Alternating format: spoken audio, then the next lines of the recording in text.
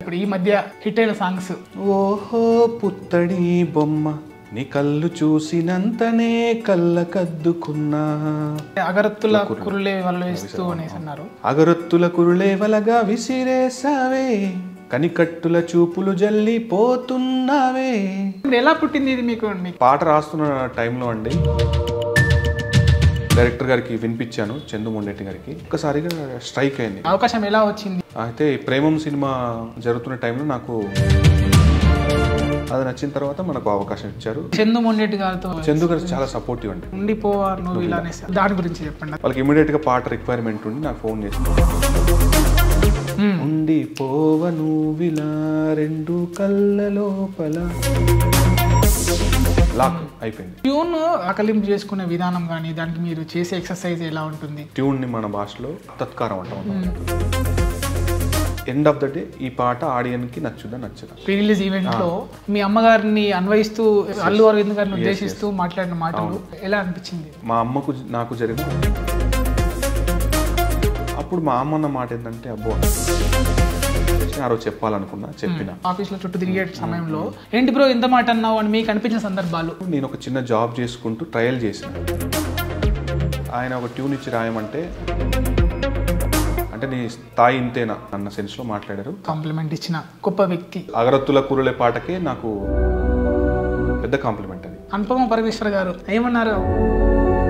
అంటే అంత మంచిగా ఎక్స్ప్లెయిన్ చేశారని. ట్యూన్స్ ఇస్తేనే రాస్తారా లేదా రెమ్యూనరేషన్ ఇస్తే రాస్తారా? ట్యూన్ రెమ్యూనరేషన్ రెండు ఇస్తారు. మీరు డైరెక్ట్ పేరు చెప్తాను, వాళ్ళ అనుభవం అది చెప్పండి. ముందుగా గోపి సుందర్ గారితో కెరీర్ బిగినింగ్ లో ఆయనతో పనిచేయడం చాలా హ్యాపీ. భీమ్స్ గారు, భీమ్స్ గారితో నాతో ప్రత్యేకమైన రిలేషన్ ఏంటంటే మూవీ రాశాను సప్తసాగరాలు సినిమాలో చరణ్ రాజు గారు, ఆయన రాసిన తర్వాత ఆయన చాలా హ్యాపీగా ఫీల్ అయ్యారు. దేవిశ్రీ గారితో చేశారా? దేవి గారి స్పెషల్ మెన్షన్ చేశారు, ఎందుకంటే చాలా బాగుంటుంది ఆ పాట. రతన్ గారితో కూడా చేశారు. రతన్ గారితో మంచి ఎక్స్పీరియన్స్ ఆయనతో కూడా. ఆల్మోస్ట్ పడిపోయావే పిల్ల కూడా లియోన్ జేమ్స్ కలిసి మీ ఇద్దరు మళ్ళీ పని చేస్తున్నారు. ఇవి నేను స్టేటస్లు చూసాను, రాయించుకునే దమ్ము ఉండాలి. చెప్పబోతున్నాను అదే. కొన్నిసార్లు హట్టింగ్ ఎలా ఉంటుందంటే అది దాటింది అంటే ఇంకా ఎవరైనా బరెస్ట్ కావాల్సిందే. తమ్మునేల్ చాయిస్ అది పెట్టొచ్చు అయితే మేబీ.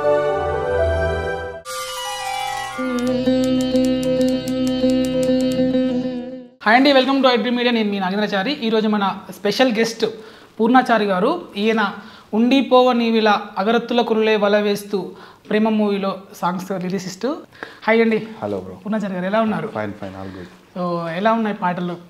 బాగుందండి, ఆల్ గోయింగ్ గుడ్. ఇప్పుడు ఈ మధ్య హిట్ అయిన సాంగ్స్ దాంతో స్టార్ట్ చేద్దాం. ఈ మధ్య మంచి పేరు తెచ్చిన పాట అంటే టికమక తాండా అనే మూవీలో ఓహో పుత్తడి బొమ్మ. దానికి ముందు సప్తసాగరాలు దాటి అని రక్షి శెట్టి గారిది కన్నడ డబ్బింగ్ సినిమా. అందులో టైటిల్ ట్రాక్ అయితే విపరీతమైన రెస్పాన్స్ వచ్చింది. కన్నడ పాట ఎంత హిట్ అయిందో ఇది అంత హిట్ అయింది. చాలా హ్యాపీ. ఒకసారి పాడండి ఓహో పుత్తడి బొమ్మ. ఓహో పుత్తడి బొమ్మ నీ కళ్ళు చూసినంతనే కళ్ళకద్దుకున్నా, ఓహో పుత్తడి బొమ్మ నీ కళ్ళవా కిల్లలో ముగ్గులాగా ఉన్నా, నీలాల నింగినే నీ కళ్ళ కద్దిన నీ కంటి విరుపులే వేల మెరుపులా, మేఘాల తీరుగా కంటి పాప కదలగా నీ కంటి చెమ్మనే తుడిచెదనా. Super classy lyrics. ఇప్పుడు ప్రీ వెడ్డింగ్ షూట్లో కూడా బాగా వాడుతున్నారు. అంటే పిల్లలు బేబీ షవర్స్ కి ప్రీ వెడ్డింగ్ షూట్స్ కి బాగా హైలైట్ అయింది. సిడ్సిరామ్ పాడారు పాట, సురేష్ బొబ్బిలి గారు మ్యూజిక్ చేశారు.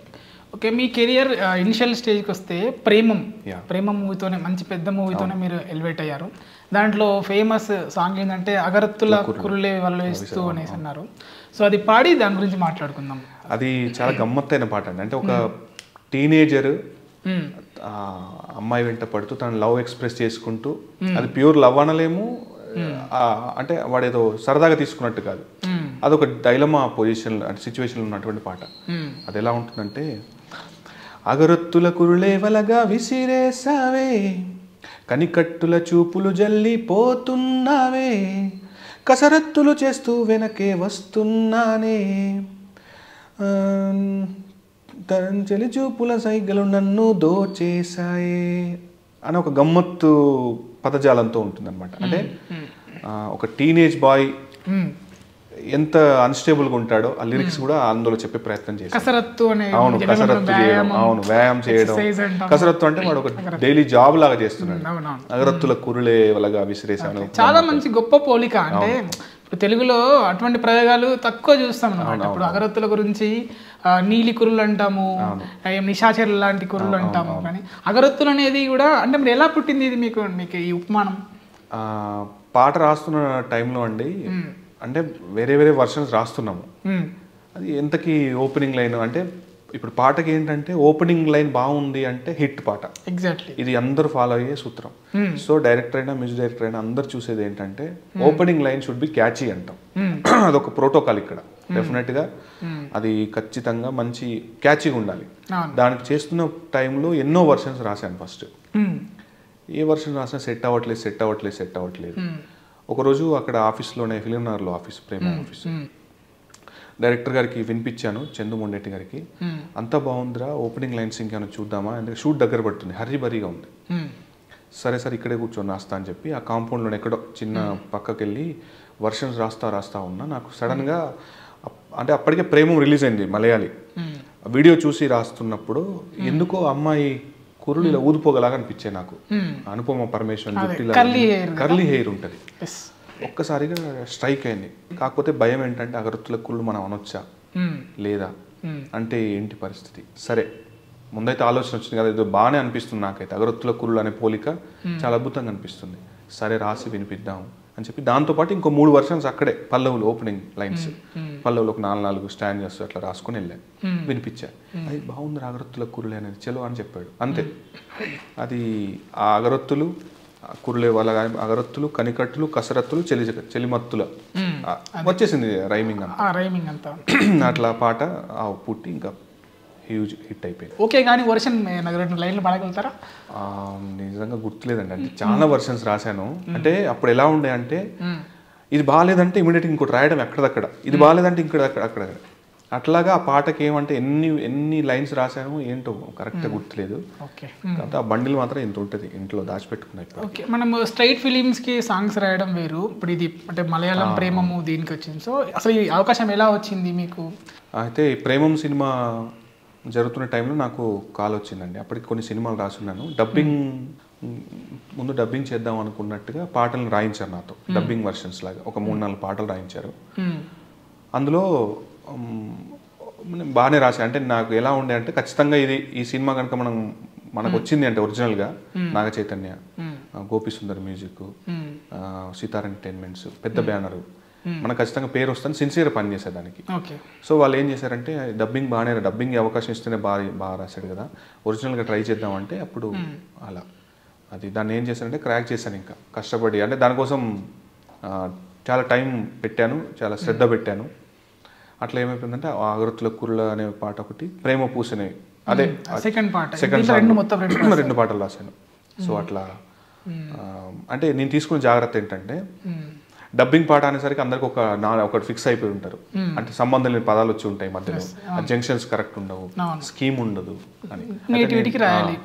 ఇప్పుడు నేను చేసింది ఏంటంటే ఈవెన్ దో ట్యూన్ మలయాళీయే, అది తననానే తన్నన్నానే తానానా అని ఉందా మలయాళీలో ఉంది.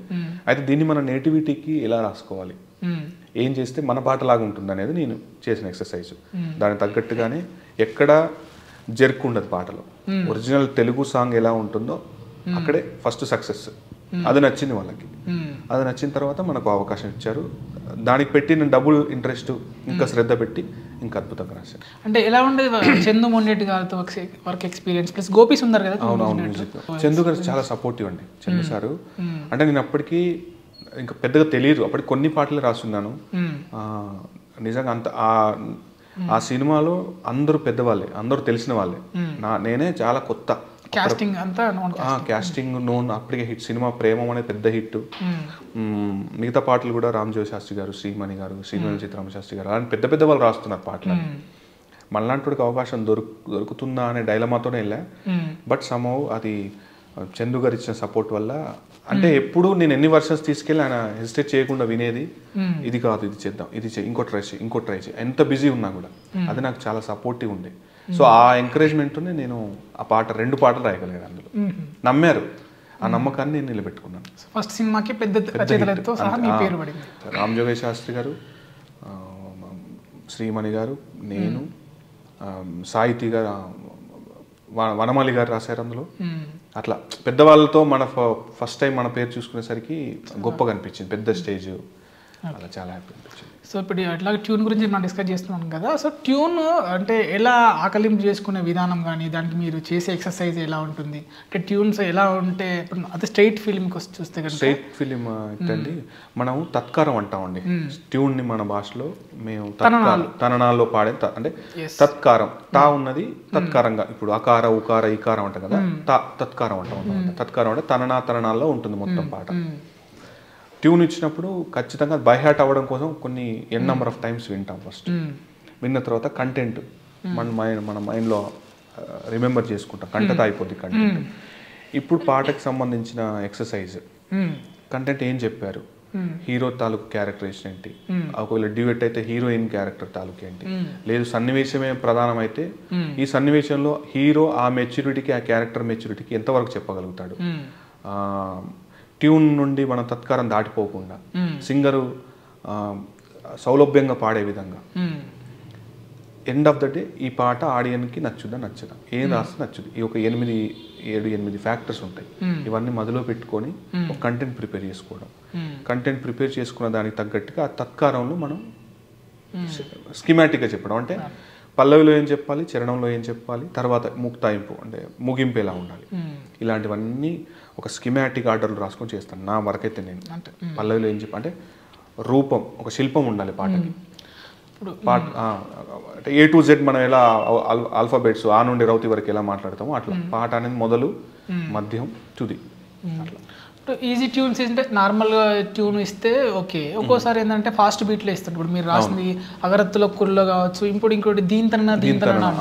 సో ఊర్వశి రాక్షసి మూవీలో అది చాలా పెద్ద హిట్, అది పాడండి, దాని గురించి మనం డిస్కస్ చేద్దాం. హుక్లైన్ పాడతాం. హుక్లైన్ పాడండి. ధీంతననా నీ చూపుల దాడి చేసిందే ఈ గారడి, ధీంతననా నన్నే వీడి నీతో నడిచే ఓ ఇలా ఉంటుందండి. అయితే ఇలాంటి పాటలకు వచ్చేసరికి వెస్టర్న్ క్లాసికల్ 2 ఫ్యూజన్ అంటాం దీన్ని. అంటే తెలుగు అంటే మన శాస్త్రీయ సంగీతంతో పాటు వెస్టర్న్ మ్యూజిక్ కంపోజ్ అయితే చేస్తారు అనమాట ఫ్యూజన్. ఈ ఫ్యూజన్లో ప్రాబ్లం ఏమవుతుందంటే ఆ సౌండింగ్ తగ్గ పదాలు దట్టు ఈ హుక్ లైన్ క్రాక్ అవుతేనే మిగతా పాట అంతకి అందంగా ఉంటుంది. అప్పటి వరకు అదేదో పాట మొదలవుతుంది, అక్కడి నుంచి ఇక్కడికి వస్తే ఒక హై వస్తుంది. ఈ హై రావాలంటే మనం ఖచ్చితంగా అలాంటి హై ఉన్న వర్డ్సే కావాలి ఇక్కడ. అవి వెతికి పట్టుకొని కంటెంట్ దాటకుండా వినడానికి చాలా అందంగా ఉండాలి, వినడానికి కూడా చాలా శ్రావ్యంగా అనిపించాలి. అలాంటి దానికోసం చాలా శ్రమించడం అయింది ఆ పాటకు. ఎందుకంటే హిట్ అవుద్ది, సిడ్ శ్రీరామ్ పాడబోతున్నారని తెలిసింది పాట. సో అందుకని దానికి కావాల్సిన జాగ్రత్తలను తీసుకొని తూకం వేసి చేశాను పాటలు. అది తెలియాలి మనకి ఎంత తత్కారం ఎంత ఉంది, ఏ పదం వేస్తే ఎంత వెయిట్ పడుతుంది, సింగర్ పాడితే ఎలా రాబోతుందనే ఊహ మనకు తెలుసు, రైటర్ ఊహించాలి ఇది ఏ స్థాయికి వెళ్ళబోతుందని. సో అది మనకు అలవాటు అయింది కాబట్టి అది క్రాక్ చేయగలిగాను. ఓకే, ఇలాగ ఊర్వశి రాక్షసి గురించి చెప్పుకుంటున్నాక మీరు ఇదే ఆడియో ఫంక్షన్లో ప్రీ రిలీజ్ ఈవెంట్లో మీ అమ్మగారిని అన్వయిస్తూ అల్లు అరవింద్ గారిని ఉద్దేశిస్తూ మాట్లాడిన మాటలు అంటే చాలా భావోద్వేగంతో అనిపించినాయి. సో అది ఆ ఫీల్ ఎలా మీకు అలా ఎలా మాట్లాడగలిగారు, అసలు ఎలా అనిపించింది? మా అమ్మకు నాకు జరిగిన ఒరిజినల్ కన్వర్జేషన్ అది యాక్చువల్గా. అంటే అప్పటికే నేను 300 పాటలు పైగా రాసున్నాను ఆ సినిమా అయ్యే నాటికి. అయినా కూడా ఎప్పుడు మా వాళ్ళకు ఒక డౌట్, అంటే వాళ్ళకి పలానా సినిమా రాస్తున్నా పలానా చేస్తున్నా అంటే వాళ్ళకి ఊళ్ళల్లో ఉండే వాళ్ళకి పెద్దగా సినిమా నాలెడ్జ్, వాళ్ళకి ఎన్టీఆర్, ఏఎన్ఆర్, చిరంజీవి వరకు, నాగార్జున, హీరోల వరకు ఒక సినిమా వెనకాల ఎంత పని ఉంటుంది, అసలు పాట రాయడం కూడా ఒక పని అనేది వాళ్ళకి తెలియదు.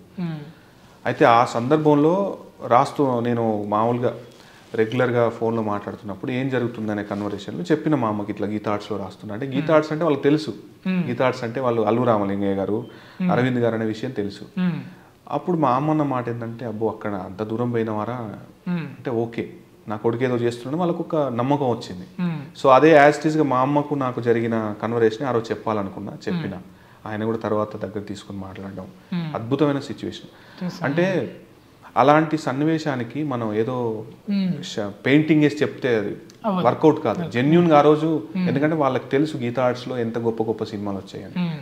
సో ఆ రోజున ఒక చిన్న సక్సెస్ చూసిన అనిపించింది నాకు, ఆ వైబ్ కలిగింది. మా అమ్మకు గీతా ఆర్ట్స్లో చేస్తున్నా అంటే ఇక వీడు ఓకే, పెద్ద సినిమాలే రాస్తున్నాడేమో మావాడు, కొంచెం పర్లేదు అన్నట్టు. అది ఆయనకు చెప్పిన అది చాలా వైరల్ అయింది. అమ్మ ఫీలింగ్ ఏంది ఇప్పుడు? అదే రాస్తున్నాం అని తెలియగానే వాళ్ళకు ఒక స్థాయి కాన్ఫిడెంట్ వచ్చింది. అంటే ఇప్పుడు ఓవరాల్ గా ఇప్పుడు చూస్తుంది ఏంటంటే ఇక మీడియాలో నా పాటలు రావడం, ఊళ్ళలో పిల్లగాళ్ళు వాళ్ళు వీళ్ళు, లేకపోతే ఊళ్ళో పెద్ద మనుషులు వాళ్ళు, మా ఇంటి గ్రామ పంచాయతీ మా ఇంటి ముందే ఉంటుంది. సో అక్కడికి వచ్చిన సందర్భంలో ఎవరో ఒకరు వెళ్తూ వెళ్తూ మా వాళ్ళతో డిస్కస్ చేయడం, కొడుకుని ఇట్లా అలా చూసిన, ఇలా చూసిన, ఈ పేపర్లో చూసిన, లేకపోతే ఆ వార్తలో చూసిన, వాళ్ళ సంతోషం ఓకే మా కొడుకు ఏదో చేస్తున్నాడు హ్యాపీగానే అని. మీరు ఈ 10 సంవత్సరాల జర్నీ ఈ సినిమా ఫీల్డ్లో ఇలా రాణించడం అనేది చాలా గొప్ప విషయము. సో దానికన్నా ముందు అంటే ప్రేమంతోనే మీరు ఆ సాంగ్తోనే బయటపడ్డారు. అంతకు ముందు స్ట్రగుల్స్ ఉంటాయి. సో ఇప్పుడు ఏంటంటే మీమ్స్ రౌండ్ అనమాట ఇది. సో మీమ్ ఏంటి బ్రో ఇంత మాట అన్నావు అనే మీమ్ అనేది ఫేమస్. సో మీ లైఫ్లో అంటే మీరు ఈ కెరియర్లో ఇనిషియల్ స్టేజ్లో అవకాశాల కోసం ఆఫీస్లో చుట్టూ తిరిగే సమయంలో ఏంటి బ్రో ఇంత మాట అన్నావు అని మీకు అనిపించిన సందర్భాలు పంచుకుంటాను. ఎస్, అయితే ప్రేమం వరకు నేను ఒక చిన్న జాబ్ చేసుకుంటూ ట్రయల్ చేసిన. ప్రేమంకు తీసుకున్న డిసిషన్ ఏంటంటే ఈ సినిమా రాస్తే లైఫ్ మారుతుంది కంపల్సరీ, నా ప్రొఫెషన్ అంతా సినిమానే అనుకుంటున్నా కాబట్టి జాబ్ వదిలేసి ప్రేమం సినిమా రాయడం మొదలుపెట్టాను. ప్రేమం సినిమా పెద్ద హ్యూజ్ అయిపోయింది, నాకు మంచి పేరు వచ్చింది. నేను ఏమనుకున్నా అంటే లైఫ్ సెట్ అని చెప్పి విస్తృతంగా ఆఫీసులు తిరగడం మొదలుపెట్టాను. తిరుగుతున్న క్రమంలో ఒకరోజు అప్పటికే ఒకటి రెండు సినిమాలు చేసిన డైరెక్టర్ దగ్గరికి వెళ్ళాల్సి వచ్చి వెళ్ళినాం. వెళ్ళి కలిస్తే పాటలు బాగానే ఉన్నాయి, అందులో బాగా రాసే అది అన్నారు. ఆయన ఒక ట్యూన్ ఇచ్చి రాయమంటే నేను ఎందుకో సరిగా అప్రోచ్ అవ్వలేకపోతున్నా ఆయన స్థాయికి. 1, 2, 3, 4 వర్షన్లు అయిపోయాయి. ఆయన పోయిన తర్వాత ఏంది ఇతర ఐటమ్ కోసమే నువ్వు వచ్చావా, లైక్ అంటే నీ స్థాయి ఇంతేనా, ఇంతకు మించి రాయలేమా, అప్పుడే నీ ప్రయత్నం తాలూకు ఎఫర్ట్ అయిపోయింది అన్న సెన్స్లో మాట్లాడారు. అది నేను సరే తర్వాత లేటర్ ఆన్ ఏమంటే అది నాకు నేను సముదాయించుకుంది ఏంటంటే ఇప్పుడు ఎదుటోళ్ళ స్థాయికి మనము వెళ్ళలేనప్పుడు అది మన పొరపాటే. అంటే ట్యూన్ ప్రాబ్లమ్ అక్కడ ఏంటి ప్రాబ్లమ్ సార్ సిచ్యువేషన్? ట్యూన్ అందుకోకపోవడం ఒకటి, నేను ఆయన డైమెన్షన్లో ఆలోచించకపోవడం ఒకటి. అయితే అసలు ఆ విధంగా అప్రోచ్ అవ్వకూడదనే తర్వాత తెలిసింది నాకు. అంటే నాకు ఎలా ఉండే అంత ఎంతూజియాస్ట్ ఆ రోజుల్లో. ఇప్పుడు పడి చెప్తే ఎవరు వినరు, అది చెప్పే విధంగా చెప్పే టైంలో చెప్పాలి. పదే ఒకే విషయాన్ని మనం అంటే నేను ఏమనుకునేవానంటే టకాటక వర్షన్స్ ఇస్తే మనకు మెప్పు వస్తుంది, మెప్పు పొందొచ్చు కదా అని అలా చెప్పాను. అది తప్పని తెలిసిన తర్వాత అది చేసే విధంగా చేసే టైంలో చేయాలి. అది ఫటాఫట 10 వర్షం రాస్తే ఏముండదు. గంగిగోవు పాలు గంటెడైనా చాలు, గంగిగోవు అన్నట్టు తలుగు వెలుగురాలు తట్టెడు వద్దు, అలాంటి ఆ సిచ్యువేషన్తో నేను నేర్చుకున్నాను అన్నమాట. ఏంటి నువ్వు ఇంతే రాయగలుగుతావు అన్నప్పుడు నాకు నేను ఒక సెల్ఫ్గా ఒక చిన్న కన్వర్సేషన్ చేసుకున్నా. సో ఇది కాదు, ఆయన అన్న పర్సెప్షన్ ఏంటో నాకు తెలియదు కానీ నన్ను మాత్రం ఒక డైమెన్షన్లో నడిపింది. అది పెద్ద డైరెక్టరే, ఇప్పుడు చాలా పెద్ద పొజిషన్లో ఉన్నారు ఆయన. పాజిటివ్గా తీసుకోవాలి డెఫినెట్గా. అంటే మళ్ళీ ఇంకొకటి ఏంటంటే ఎవరి కన్వర్సేషన్ ఏదైనా నీ ఫోకస్ మారద్దు. వాళ్ళు ఏ ఉద్దేశంతో అననీగాక నీ గమ్యం ఏంటి, నువ్వు వెళ్తున్న ప్రయాణం అది నువ్వే నడవాలి తప్పనిసరిగా. వాళ్ళెవరో వీళ్ళెవరో వచ్చి డిస్టర్బ్ చేస్తే నీ ప్రయత్నం అనేది ఒక రోజు, ఒక వారమో, ఒక నెల నువ్వు ఆపినట్టే. సో నేను ఒక 1-2 డేస్ దాన్ని ఆలోచించి ఆ సెల్ఫ్ ఇంటరాక్షన్ నాకు అలవాటు అయింది కాబట్టి నేను మాట్లాడుకొని అక్కడి నుంచి మూవ్ ఆన్ అయిపోయినా.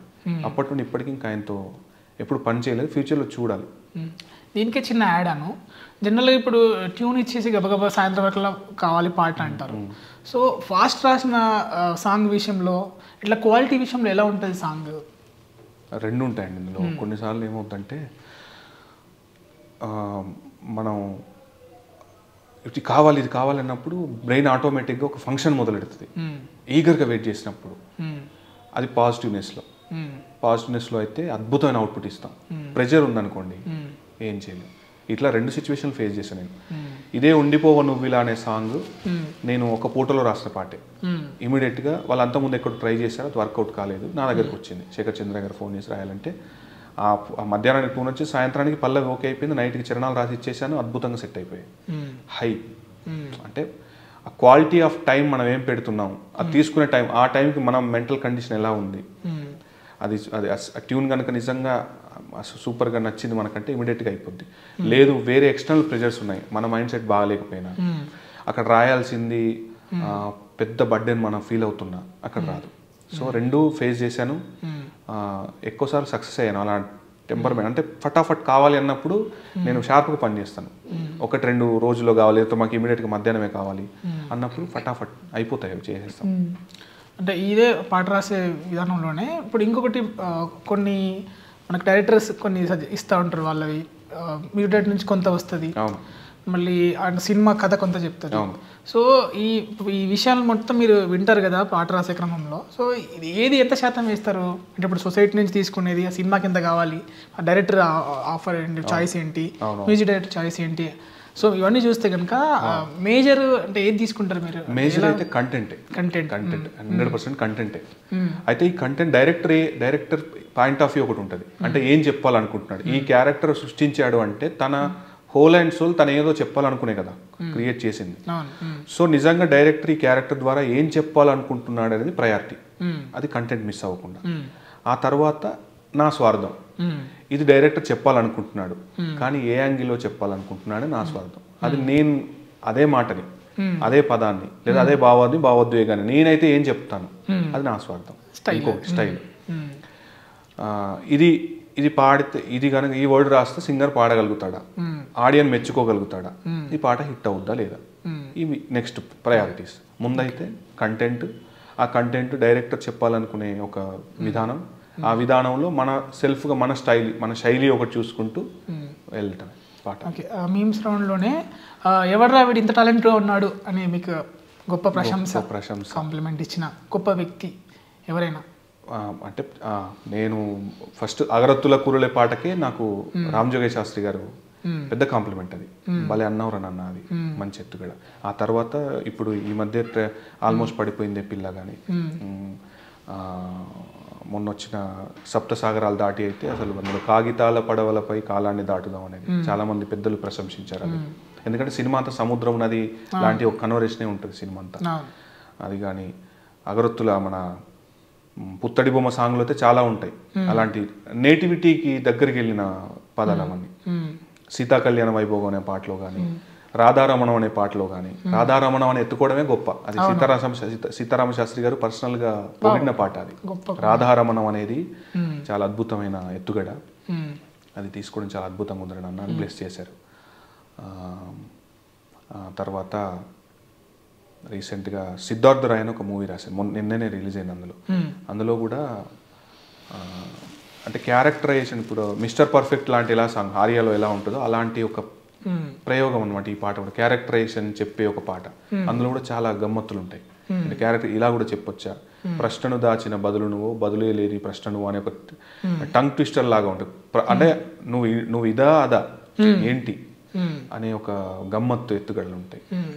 అంటే ఒకప్పుడు ఒక్క ప్రశంస ఉండేది, ఇప్పుడు బహువచనం ప్రశంసలు దొరుకుతున్నాయి అంతే. రాసిన ప్రతి పాటలో ఏదో ఒక మంచి ఎత్తుగడ మనం వేయడం, అది మన డ్యూటీ, కంపల్సరీ చేయాల్సిందే. సో అలా మళ్ళీ అగరత్తుల విషయానికి వస్తే అనుపమ పరమేశ్వర్ గారు తన హెయిర్ ని పొగిడారు, అలా ఉపమానం చేశారు కదా, ఏమైనా కాంప్లిమెంట్ ఇచ్చారు? ఏమన్నారు? అది పాట రాసిన తర్వాత ఆవిడ అర్థం, అది షూట్ లోనే అర్థం తెలుసుకున్నారంట. ఫస్ట్ తెలుసుకున్న తర్వాత మళ్ళీ మేము ఫంక్షన్ జరిగినప్పుడు నాకు స్పెషల్ గా మెన్షన్, థ్యాంక్ యూ సార్ నాకు అంటే అంత మంచిగా ఎక్స్ప్లెయిన్ చేశారని. అంటే వాళ్ళు కూడా హ్యాపీ ఫీల్ అయింది ఇంత మంచి ఎక్స్ప్లెయిన్ చేయడం. అంటే నేను ఇప్పుడు ఉండిపోవు నువ్వు ఇలా సాంగ్ లో కూడా అమ్మాయి చాలా హ్యాపీ ఫీల్ అయింది. అది 100 మిలియన్ల పాట, అది 100 మిలియన్ సాంగ్. ఆ హీరోయిన్ మొన్న రాసిన పుత్తడి బొమ్మ సాంగ్ లో కూడా యానీ అనే అమ్మాయి చేసింది, అదే రాజన్న సినిమాలో అమ్మాయి. ఆమె ఎంత హ్యాపీ ఫీల్ అయింది, సార్ నా మీద ఇంత మంచి పాట వస్తుంది నేను ఎప్పుడు అనుకోలేదు నిజంగా. అంటే కళ్ళ మీదే ఉంటుంది పాట అంతా, నీ ఆ కళ్ళ గురించే ఉంటుంది అంతా. అవి అంటే అంటే మనం ఎన్ని రకాల ఉపమానాలు యూజ్ చేసి చెప్పాలో అన్నీ చెప్పారు. చాలా హ్యాపీగా ఫీల్ అయ్యారు. ఆల్మోస్ట్ పడిపోయింది పిల్లకైతే అసలు విశ్వకన్నా ఇక నెక్స్ట్ లెవెల్. అది అనుపమ పరవేశన అంటే అయినా సరే ఆమె ఉపమానంగా ఇప్పటికీ ఆమె కర్లీ హెయిరే అంతే, అగరొత్తుల కురులే వెళ్తుంది ఇప్పటికి. ఇంకా సో ఇంకా చిన్న టాస్క్ అనమాట, అంటే ఇది ఇంట్లో టాస్క్ ఏం లేదు, తమ్మునేల్ చాయిస్ అనమాట. ఓకే. సో మన కన్వర్జేషన్ అంతా అయిపోయే చివరి వరకు జరిగిన ఈ యొక్క కన్వర్జేషన్లో మీరు ఒక చిన్న తమ్మునేల్ ఇవ్వాలి చివరిగా, అది గుర్తుపెట్టుకోండి. సో ఇంకా మళ్ళీ పాటల విషయానికి వస్తే ఇప్పుడు సవారీలో ఉండిపోవా నువ్వు ఇలా అనేసి అది చాలా హిట్. సో దాని గురించి చెప్పండి, అది ఎలా వచ్చింది ఎలా? అదే ఆ రోజు సడన్గా శేఖర్ చంద్ర గారికి అంతకుముందు 1-2 సినిమాలు రాసున్నాను నేను. వాళ్ళకి ఇమీడియట్ చాయిస్ కావాలంటే ఇమీడియట్గా రాసిచ్చి వాళ్ళకి, ఎందుకంటే షూట్ ఆ తర్వాత మర్నాడు ఉంది షూట్, వాళ్ళకి ఇమీడియట్గా పాట రిక్వైర్మెంట్ ఉండి నాకు ఫోన్ చేస్తే నేను అది ఆయన ఇచ్చిన ఒక 1-2 అవర్స్ లోపే నేను పల్లవి క్రాక్ చేశాను. నాలో నువ్వే చేరిపోయావు అనే opening Pallavi and hook line వచ్చేసరికి వాళ్ళకి బాగా నచ్చింది యాక్చువల్గా.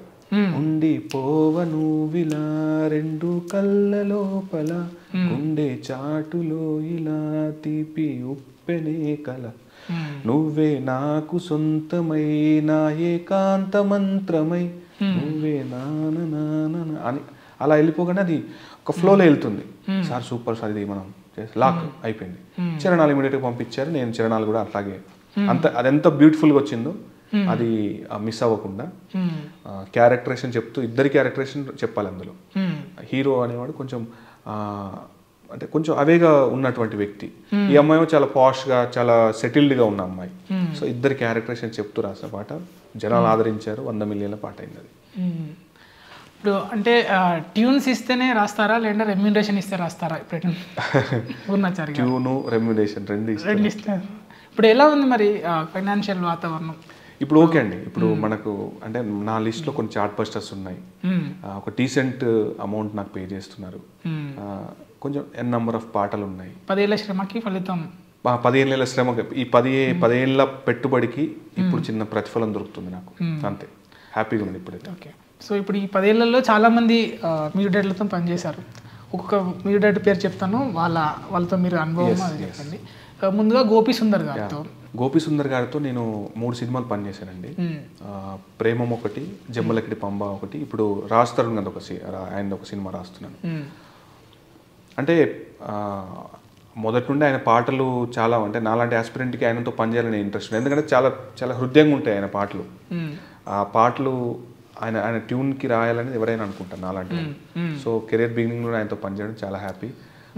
ఆయన నన్ను మెచ్చుకున్నది ఏంటంటే, మీ మీటర్ కరెక్ట్గా రాస్తారు సార్. మీటర్ వాళ్ళకి మ్యూజిక్ డైరెక్టర్కి ఏంటంటే సౌండింగ్ మీటర్ కంపల్సరీ కావాలి, అది నేను కరెక్ట్గా సెటిల్ చేస్తాను. అది నాకున్న బేసిక్ అంటే ఏమంటాం క్వాలిటీ. దానికోసం ఏం చేస్తారు మీరు? అంటే అంతే పదాలు వెతకాల్సింది. ఇప్పుడు తననా అంటే తననానే రాస్తా, తానా అంటే తానా అనే, తందానా అంటే తందానానే రాస్తా. అది సౌండింగ్ స్పెషల్ కూర్చాలి అంతే, పూలు గత కూర్చున్నట్టే కూర్చాలి. అది ఆ బ్యూటీ మిస్ అవ్వకుండా, కంటెంట్ మిస్ అవ్వకుండా, పాడినప్పుడు చాలా అందంగా వినపడతట్టు. దట్ ఈస్ ద అదే ప్రొఫెషనలిజం అంటేనే అది. నెక్స్ట్ ఇప్పుడు భీమ్స్ గారు, మంచి భీమ్స్ గారితో నాతో ప్రత్యేకమైన రిలేషన్ ఏంటంటే, నన్ను ఇంట్రడ్యూస్ చేసింది ఆయన. అంటే అలా ఎలా అని ఫస్ట్ 2014లో ఆయనకి మూవీ రాశాను, Osho you are my Kadhal Kadhal అని. అందులో ఒక మంచి ప్రయోగం ఉంటుంది చరణంలో, సారవంతం అయ్యే నిన్ను తాకిన నేల, భారమంతా తీరే నిన్ను చూసిన వేళ అని రాశాను. ఆయన చాలా అప్రిషియేట్ చేశారు, చాలా గొప్ప ఎక్స్ప్రెషన్ ఇది, నిజంగా నువ్వు ఇలాంటి చేయగలిగితే చాలా మంచి పొజిషన్లో ఉంటావని. ఇప్పటికి మా జర్నీ కంటిన్యూ అవుతుంది. ఇప్పుడు రాబోయే కొన్ని సినిమాల్లో కలిసి పని చేయబోతున్నాం మళ్ళీ. సప్తసాగరాల సినిమాలో చరణ్ రాజ్ గారు, ఆయన కన్నడలో పెద్ద మ్యూజిక్ డైరెక్టర్. ఆ ట్యూన్ అదే యాస్టీస్ నాకు అది కన్నడ సాంగ్ పంపించారు, నేను దాన్ని తత్కారం విడతీసుకొని యాస్టీస్గా మళ్ళీ సెకండ్, అంటే మన క్వాలిటీ ఏంటంటే తెలుగు నేటివిటీ తగ్గట్టు రాయాలి. కన్నడ పాట లాగా మళ్ళీ డబ్బింగ్ పాటలు వద్దని కంటెంట్ అడిగాను. ఆ పాటలో ఉన్న అర్థం తెలుసుకున్నాను ఆ రైటర్ నుండి.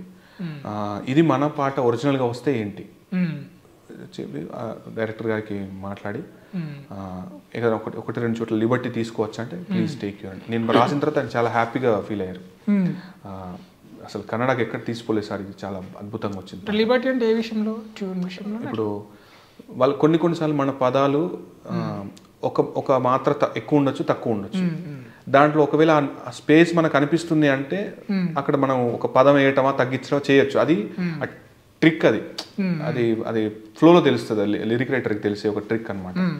ఇప్పుడు అందనిది అందనుకో, అందేది అన మీటర్ తగ్గించుకోవడము, పెంచుకోవడము అలాంటిది మన చేతిలో అది తీసుకోవచ్చా లేదా, లేదు సార్ ఓకే మీరు తీసుకోవచ్చు అని అడుగుతాం ముందు.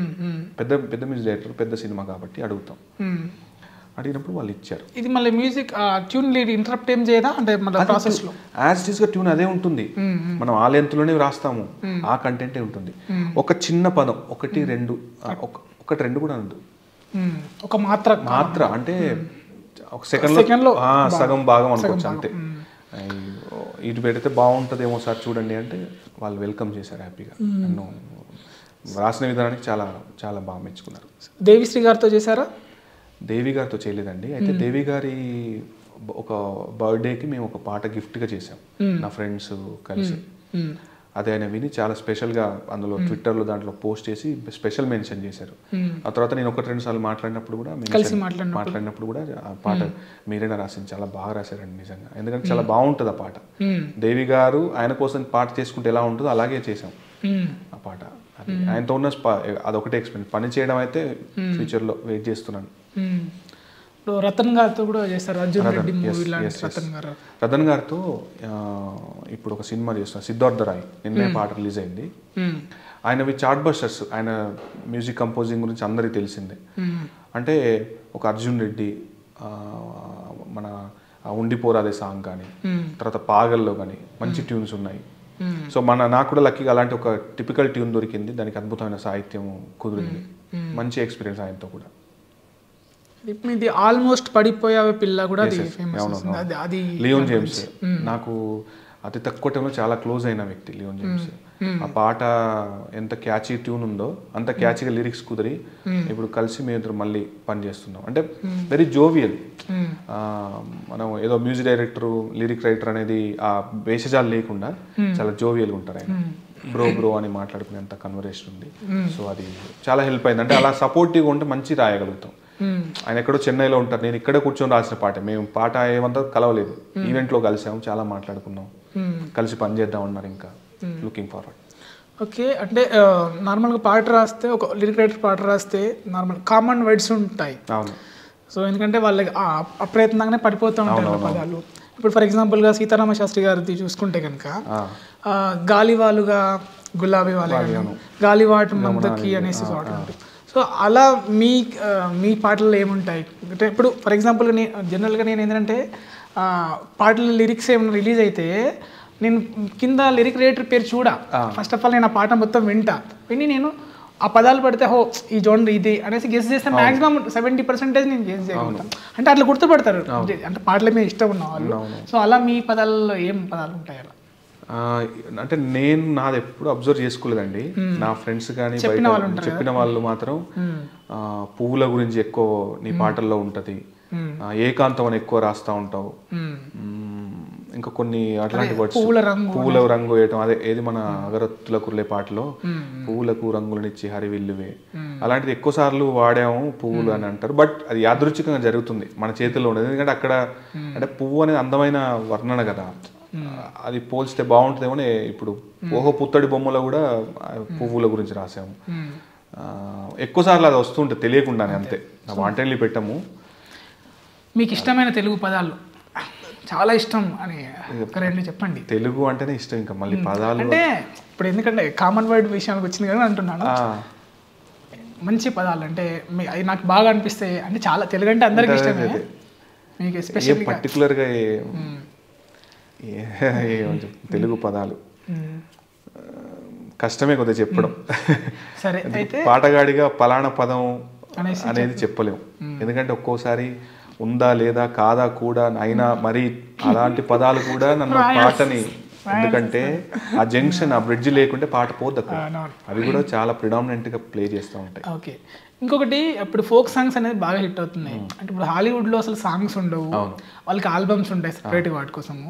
సో ఇప్పుడు కూడా ఫోక్ సాంగ్స్ బాగా అవుతున్నాయి. ఇప్పుడు సినిమాల్లో కూడా మరి అంటే పాటలు ఎందుకు అంటే అందరు హాలీవుడ్ ఇన్స్పైర్ అయ్యి పాటలు ఎందుకు, పాటలు ఖర్చుతో కూడుకున్నది కదా, ఖర్చు కూడా తగ్గినట్టు అవుతుంది, సినిమా కథను డిస్టర్బ్ చేస్తుంది అన్నట్టుగా అనేది ఒకవేళ ఈ ట్రెండ్ కనుక వస్తే లిరిసిస్ట్ల పరిస్థితి ఏమవుతుంది అని? అది ఖచ్చితంగా రాదనే అనుకుంటున్నా నేను. ఎందుకంత బలంగా చెప్తున్నానంటే పాట అనేది మన తెలుగువారి జీవితాల్లో మన భారతీయుల జీవితాల్లో పాట అనేది ఒక రోజువారీ పార్ట్. అది ఖచ్చితంగా పాట అనేది లేకపోతే మనం మనుగడ కష్టంగా అయిపోతుంది. ఎందుకంటే సంగీతంతో మనకు అంత ఉంది. దట్టు సినిమా పాటలకి మన తెలుగు ఆడియన్స్ ఎప్పుడూ పెద్దపీటే. సినిమా పాటలకు అంత ఉంది. ఇప్పుడు ఏ ఈవెంట్ జరగాలన్నా సినిమా పాటే, ఎక్కడ ఏదైనా ఏ ఫంక్షన్ కావాలన్నా సినిమా పాటే, లేదు సరదాగా పాడుకోవాలన్నా సినిమా పాటే, ఫ్రెండ్స్తో వచ్చిన పార్టీలో చేసుకున్న పాటలు కావాల్సిందే. పాటలు మన జీవితంలో భాగం కాబట్టి దట్టు ఇంకోటి ఏంటంటే సినిమాలో పాట లేకుండా సినిమాని మనం అంత ఆస్వాదించలేమని నా పర్సనల్ భావన. ఎందుకంటే ఆడియన్ ఒక గంటన్నర లేదా 2 గంటల సినిమాని ఎడతెరిపి లేకుండా చూడడం అనేది మొనాట్ని ఎవరికైనా. మీరు ఎంత అద్భుతమైన కంటెంట్ చెప్పండి కాక, కొన్నిసార్లు కొన్ని థ్రిల్లర్స్ లేదంటే కొన్ని ఏదన్నా 1-2 చూస్తే చూడొచ్చు, కానీ వస్తున్న సినిమాలో పాట అనేది ఎన్ని రకాలుగా యూజ్ అవుతుందంటే ఆడియన్ ఒక చిన్న మొనాట్ నుండి బయటికి తీసుకొస్తుంది. డైరెక్టర్ కథలో చెప్పలేని, పాత్రల ద్వారా చెప్పించలేని, అసలు చెప్పడానికి సాధ్యం లేని ఎన్నో గొప్ప విషయాలు పాటలో చేయించవచ్చు. ఒక అద్భుతమైన వరల్డ్ని క్రియేట్ చేయొచ్చు. లక్కీగా పాట హిట్ అయిందంటే సినిమాకి ఎంత ప్రమోషన్ అవుతుంది. ఈ రోజుల్లో మనం ఒక్క పాటతో సినిమాలు హిట్ అయినవి ఉన్నాయి. ఇప్పుడు పాత రోజులు వస్తున్నాయి మళ్ళీ. ఒక పాటను చూసి సినిమాకి వెళ్ళిన వాళ్ళు చాలా మంది ఉన్నారు. అంతెందుకు సప్తసాగరాలు దాటి అనే సినిమాలో ఆ టైటిల్ ట్రాకే చాలా మంది సినిమాలకు రప్పించింది. చాలా మంది నాకు ఫోన్ చేసి చెప్పినమాట. చాలా హై పిచ్ లో ఉంటుంది ఆ పాట. పాడటం కష్టమే. నదివే ఓ నదివే నువ్వు చేరు నా తీరమే, అడుగే నీ అడుగే నాలో నారాటమే, సప్తసాగరం దాటి ఉన్నావా. అలా బాగుపడారు. ప్రతి ఒక్క రచయితకి ఒక కంఫర్ట్ జోన్, ఒక కంఫర్ట్ ఫీల్ అవుతారు. కొంతమంది డ్రైవింగ్లో విండో సీట్ పక్కన కూర్చొని రాస్తూ ఉంటారు, కొంతమంది ప్రకృతిలోనే కూర్చొని ఉంటారు ఒక పర్టికులర్ ప్లేస్లో. అంటే మీరు ఎట్లా అంటే సమయం కానీ ఆ యొక్క ప్లేస్ కానీ ఎలా ఉండాలి రచయితకి, మీకు ఎలా కంఫర్ట్ ఫీల్? పర్టికులర్గా ఇది అని ఏం లేదండి. ఇప్పటివరకు అలాంటి రూల్స్ పెట్టుకొని రాసేదైతే ఏం లేదు. ఎందుకంటే ఇంట్లోనే ఎక్కువ రాస్తుంటాను. ఇంట్లో కాకపోతే నైట్స్ మనం కొంచెం ఫ్రీగా ఉంటాము, కొంచెం ఎక్కువ వర్కౌట్ చేయడానికి టైం ఉంటుంది. లేదా ఎర్లీ మార్నింగ్స్ ఇప్పుడు స్కూల్లో మనం పొద్దున్న లేచి చదువుకుంటే బాగా అబ్బుతుందిరా, బాగా ఫ్రెష్గా ఉంటుంది మైండ్ అని అది నాకు బలపడిపోయింది. పొద్దున్న లేచి రాసుకోవడమా, లేదా లేట్ నైట్ వరకు రాసుకుని పొద్దున్న రెస్ట్ తీసుకోవడమా, ఇంత ఈ ఎక్సర్సైజే. లేదు ఏమైనా కొన్నిసార్లు ఆఫీస్లో కూర్చొని రాస్తాం, కొన్ని బయట ఎక్కడో తిరుగుతూ ఉంటాయి, డ్రైవింగ్లో కూడా కొన్నిసార్లు రాయాల్సి వస్తుంది. అంటే ఒకదానికి స్టిక్ అని అయిపోతే నీకు ఎప్పటికి అదే సిచ్యువేషన్ ఉండదు. మైండ్కి అది మీరు ఇచ్చారంటే కష్టం. ఒక్కోసారి అక్కడ స్టూడియోలో కూర్చొని మూలకు కూర్చొని రాయాల్సి వస్తుంది. అప్పుడు ట్రావెల్ చేస్తూ ఉంటాం. ఇక్కడ నుండి ఫ్లైట్ ఎక్కి చెన్నై పోయేలోపు ఒక్కోసారి పాటలో కరెక్షన్స్ కావాలి, వెళ్ళగానే సింగర్ రెడీ ఉంటారు, వాళ్ళకు మనం టైం ఇచ్చి ఉంటాం కావాలి అంటే ఎక్కడైనా అడాప్ట్ అయిపోవాలి. నేనైతే అలాగే చేస్తాను. క్రౌడ్లో ఉన్నాము అది ఇదని కాదు, మైండ్ ప్రిపేర్ చేసి పెట్టుకుంటే ఎక్కడైనా రాయొచ్చు. పూర్ణాచారి గారు ఎటువంటి వ్యక్తిత్వం, ముక్కుసూటి మనిషా, లేదు అంటే దేనికి దానికి అట్లా అడ్జస్టబుల్ ముక్కుసూటి అనేది కొన్ని చోట్ల అంటే ఇంకా మనతో కాదు. ఎందుకు అడుగుతున్నానంటే మీవి నేను స్టేటస్లు చూసాను, రాయించుకునే దమ్ము ఉండాలి, దస్కం ఉండాలి. కొన్నిసార్లు అంతే చెప్పబోతున్నాను. అదే కొన్నిసార్లు హట్టింగ్ ఎలా ఉంటుందంటే ఓపిక ఎవరికైనా ఒక స్థాయి మించి ఉంటుంది.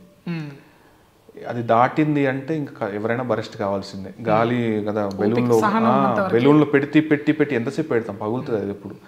అయితే ఇది ఎవడి మీద కక్కాలో తెలియక ఒక్కోసారి ఆ స్టేటస్లో పెట్టడం అది మంచిది కాదని అనుకున్నా కూడా మరి ఆ యాంగర్ ఉంచుకోవద్దు మనలో. ఏదో రకంగా కక్కేస్తే కొంచెం ఎమోషన్ బయటకి వెళ్ళిపోతుంది. ఎందుకంటే నేను చేయాల్సిన పనులు బాధ్యతలు వేరే ఉంటాయి. అది లోపల పెట్టుకొని అది చూపించడానికి చూపిస్తే చాలా ప్రమాదం అయిపోతుంది. అంటే హట్టింగ్ అలా ఉంటుంది కొన్నిసార్లు. మన టైంకి వాల్యూ ఇవ్వరు, మన పనికి వాల్యూ ఇవ్వరు.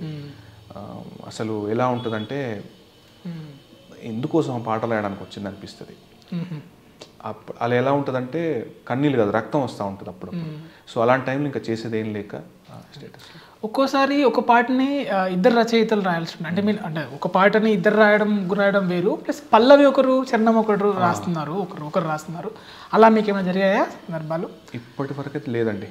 నేనైతే ఖచ్చితంగా నేను రిక్వెస్ట్ చేస్తాను, అది అలాంటి సందర్భం వస్తే సున్నితంగా తప్పుకోవడమే చేస్తాను. కానీ ఇద్దరు షేర్ చేసుకోవడం అనేది సబబు కాదని నా పర్సనల్ ఒపీనియన్.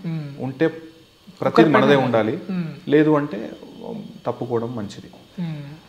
అది ఇప్పటివరకు అయితే నా విషయంలో జరగలేదు అలా. తమ్మునేల్ చాయిస్ ఏం తమ్మునేల్స్ మీరే ఇవ్వాలి. క్లూ అంటే మెయిన్ దేవిశ్రీ ప్రసాద్ గురించి మనం డిస్కస్ చేసాము, అదే వస్తుంది. లేదు అంటే అల్లు అరవింద్ గారితో అది పెట్టొచ్చు అయితే మేబీ. అల్లు అరవింద్ గారు అమ్మ మెచ్చుకున్న పాటో లేదా అమ్మ అలాంటిది పెట్టొచ్చు. ఓకే, చివరిగా అప్కమింగ్ రైటర్స్కి మీరు ఇచ్చే సజెషన్తో క్లోజ్ చేసేద్దాం. అప్కమింగ్ రైటర్స్ అంటే ఒకటే ఓపిక. విజయాన్ని చూడాలనుకుంటే ఓపిక కావాలి.